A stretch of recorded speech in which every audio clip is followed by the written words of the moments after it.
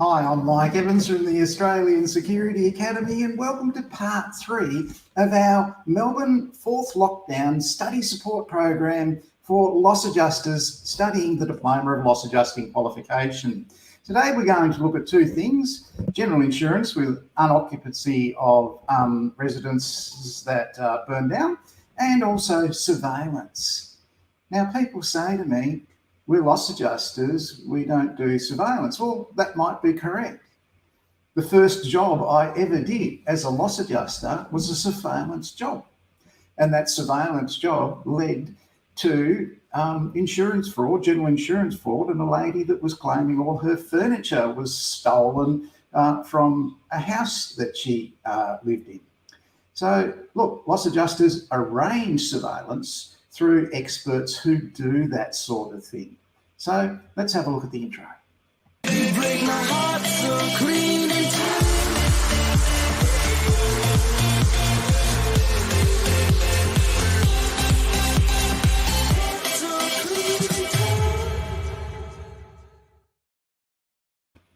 If the loss that you're investigating as a loss adjuster and the claim comes through involves transport, warehousing or retail, there is a reasonably high chance that you will be engaging surveillance. Now, surveillance today on personal injury is hardly ever done. It's something that doesn't really happen anymore. So if you've got a workers' compensation claim in and you're worried about that sort of thing, just relax. They don't really do it. They rely on specialist doctors and examinations and medical examinations. But if it relates to theft, fraud and employer fidelity, surveillance does happen. And my word, there are people out there that are very active with it. In your loss adjusting program, you have access to 3 videos in regards to what surveillance agents do, what the frequently asked questions are, and how they operate. Now, there is one 54-minute video and 2 10-minute videos in your loss adjusting qualification resources. And here's where you go to find them. To find out all about engaging a surveillance operative and how they can assist you in your loss adjusting work, go to your Diploma of Loss Adjusting Moodle menu, scroll down to the unit Provide Specialist Theft, Money, Fidelity and Loss Adjusting Advice and Services. Once you're in that unit, scroll down to Topic 1,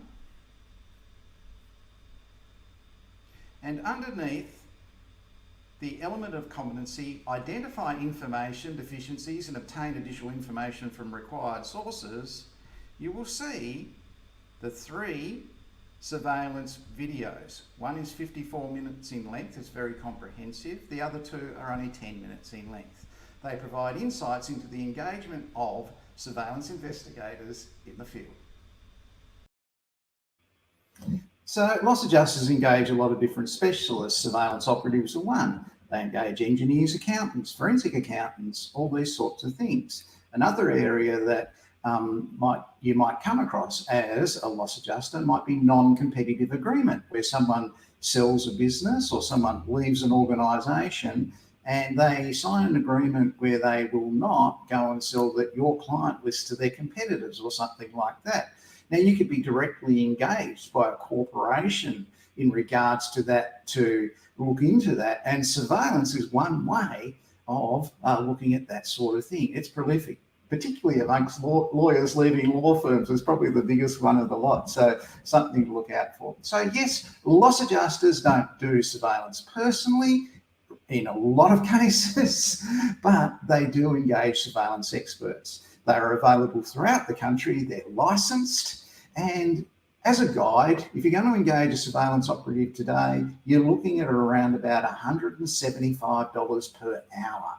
That's what a decent surveillance agent costs. You could probably get them for $30 an hour or $40 an hour, but I wouldn't really go there. If you're going to hire a surveillance agent, look for a good one, contact me and I'll put you in touch with the best surveillance operatives in Australia. That's no problem.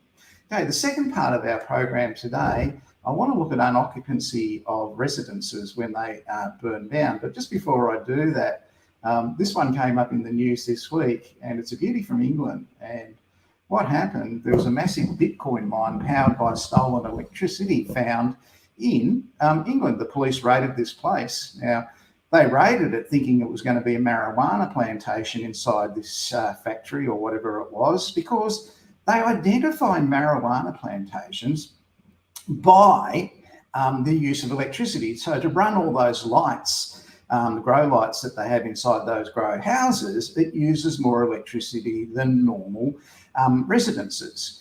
Now, police and the electricity authorities, they monitor this. So the electricity authorities here in Australia, they have to report excessive electricity use exactly for that reason.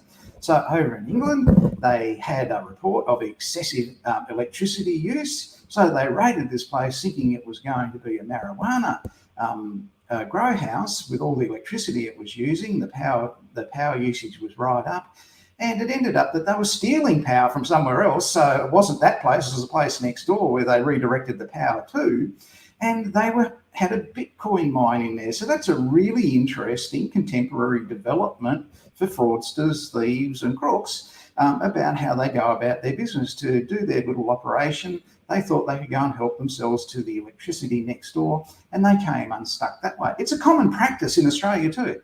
They will rewire the place next door and steal their electricity and grow marijuana like that. I haven't seen a Bitcoin one, but that's just an interesting one that was happening in England. Now, we'll move on to general insurance and unoccupancy. It's the 31st of May 2021, and yesterday in Brisbane it was reported in the press that a fire had occurred in a house in Brisbane. Now, attending police at the time said the house was unoccupied. So, what are the issues with unoccupancy for insured premises? This is a very timely occurrence. Was the home occupied at the time of the incident? Who normally lives there? How often and how long is it since someone stayed at the place?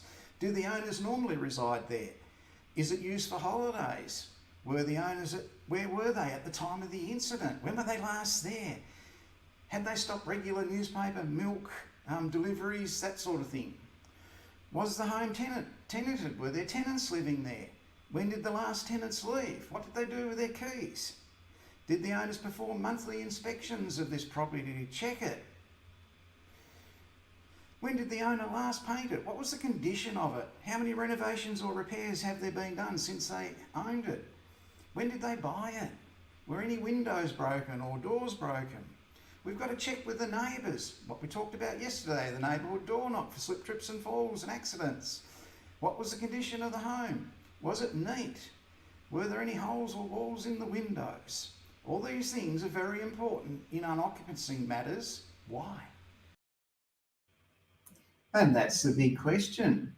Why do you get all that attention on a fire in an unoccupied home?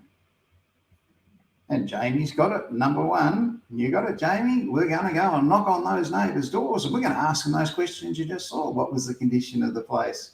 Was it regularly tenanted? Who visited it? Was the driveway usable? Spot on, mate. That's what we're going to be doing as factual investigators and loss adjusters, is checking with those neighbours. Now, what's the big issue with the unoccupied home? Well, if you live in a residence and you're there living there and the fire alarm goes off, the smoke alarm goes off, you can do something about the fire to negate its impact on the residence you live in. So you pull out fire extinguisher and you squirt the fire out. You get the fire blanket and you throw it over the top of the fire in the kitchen or whatever it is. You can take action to mitigate the loss if you live there. Now, if no one lives there and a water main bursts and damages the parquetry wooden floor, you can't mitigate it. So there's no one living there and it's been left empty for 2 years for whatever reason. The residents have gone overseas to, study yoga or something like that. Well, no one can mitigate the loss. So the really important thing here is an occupied residence has a chance of being saved. Now, generally, according to the policy, and they vary, if you are going to be leaving your house unoccupied for 3 months, 6 months, 12 months, whatever, you must inform the insurance company that that is the case. But if you don't, and you better check your policy on this, you don't inform them that you're going away to travel all around Australia because you're sick of being locked down in Footscray, right?